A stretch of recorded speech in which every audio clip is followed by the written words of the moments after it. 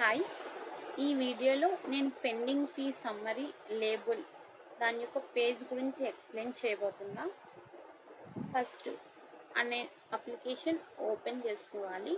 Once open చేసుకున్నాక fees drop down bar open చేసుకోవాలి. Open చేసుకున్నాక పెండింగ్ ఫీ సమ్మరీ ఉంది కదండి, దీని మీద క్లిక్ చేయాలి. దీని మీద క్లిక్ చేశాక ఇక్కడ ఏంటి అంటే సెర్చ్ నేమ్, అంటే నేమ్ బట్టి కూడా మనం యూజర్ని సెట్ చేసుకోవచ్చు. చూడండి ఇక్కడ మోహన్ వచ్చారుగా ఇట్లా.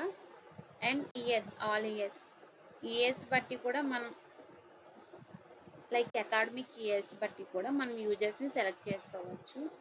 చూడండి ఇట్లా. అండ్ విత్ స్టాండర్డ్ బట్టి కూడా సెలెక్ట్ చేసుకోవచ్చు. యూకేజీ అండ్ ఫస్ట్ స్టాండర్డ్లో డేటా లేదు, సో మనకి ఇట్లా వచ్చారు. చూడండి యూకేజీ వచ్చారు. ఫీజ్ టైప్స్ అనమాట. ఇందాక మనం యశ్వంత్ ఆర్కి స్పోర్ట్స్ ఫీజ్ ఇచ్చాం గుర్తున్నా అండి, ఒకసారి దాన్ని చెక్ చేసుకుందాం. చూడండి, స్పోర్ట్స్ ఫీజ్, ట్యూషన్ ఫీజ్ ఇది మనం అందరికి ఇచ్చాం కాబట్టి అందరూ వస్తారు. And transport fees only Mohan RK ఉంది. సో ఇట్లా ఫీజ్ టైప్ బట్టి కూడా మనం యూజర్స్ని సెట్ చేసుకోవచ్చు. And student type, like student రెగ్యులరా హాస్టలా, దాన్ని బట్టి కూడా మనం సెర్చ్ చేసుకోవచ్చు. రెగ్యులర్ ముగ్గురు వచ్చారు చూడండి, హాస్టల్ 1 person,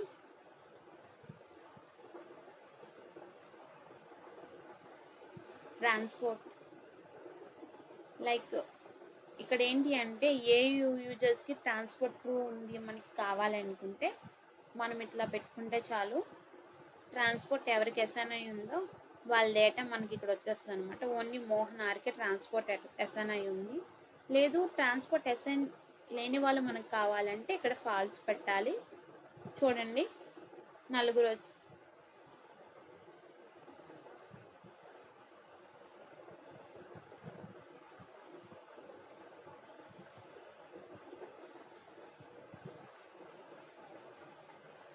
సో ఇట్లా ట్రాన్స్పోర్ట్ అనేది చూసుకోవచ్చు. అండ్ హాల్ స్టేటస్ మీన్స్ ఎవరెవరు పే చేశారు, సో ఎవరు ఫుల్గా పే చేయలేదు, ఎవరెవరు పెండింగ్ ఉన్నారు. చూడండి పెండింగ్ డేటా. అండ్ ఇది ఏ డేట్ నుంచి ఏ డేట్ మధ్యలో పే చేశారు, ఇవి డేట్ సెట్ చేసుకొని చూసుకోవచ్చు.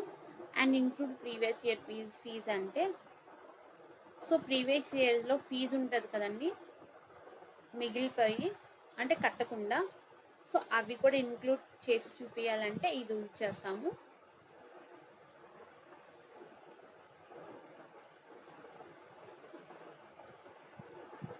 ఇదేంటి అంటే లైక్ మీ డ్యూ డేట్ అయ్యింది అని చెప్పి ఎస్ఎంఎస్ పంపించాలనుకుంటే స్టూడెంట్స్కి ఇక్కడ ఎవరెవరు పంపించాలనుకుంటుందో వాళ్ళని సెలెక్ట్ చేసుకొని దీని మీద send SMS to selected students అని కొట్టాలి. వన్స్ అడుగుద్ది అనమాట మీరు నిజంగా ఎస్ఎంఎస్ అనేది ఆ స్టూడెంట్స్కి పంపించాలనుకుంటున్నారని చెప్పి. ఎస్ మీరు పంపించాలనుకుంటే సెండ్ టు సెలెక్టెడ్ అని కొట్టాలి, లేకుంటే క్యాన్సిల్ అని కొట్టాలి. నేను సెలెక్టెడ్ అని కొట్టా. ఇదండి, ఇదేంటి అంటే send SMS to all ignored due date. ఇదేంటి అంటే వితౌట్ సెలెక్షన్ అనమాట. ఈ పేజ్లో ఎవరెవరికి పెండింగ్ ఫీజెస్ ఉన్నాయో మొత్తం వాళ్ళందరికీ ఎస్ఎంఎస్ అనేది పంపించవచ్చు. మీరు అట్లా పంపించాలనుకుంటే సెండ్ టు ఆల్ కొట్టాలి, లేదంటే క్యాన్సిల్ కొట్టాలి. సో ఈ విధంగా ఈ ట్రాన్స్పోర్ట్ ఫీజ్ అదే పెండింగ్ ఫీజ్ సమ్మరీ పేజ్ అనేది ఇట్లా ఉంటుందన్నమాట. ఇక్కడ చూడండి టోటల్ ఎక్స్పెక్టెడ్ ఫీజు, ఎంత పే చేసాము, ఎంత పెండింగ్ ఉంది, ఎంత కన్సెషన్ యాడ్ చేసాము వస్తుందన్నమాట ఇక్కడ.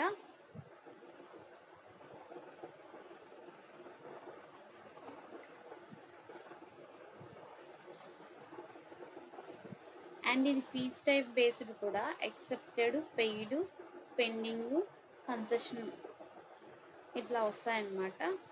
సో ఈ విధంగా పెండింగ్ సమ్మరీ ఫీజ్ అనేది మనకి డిజైన్ చేశారు.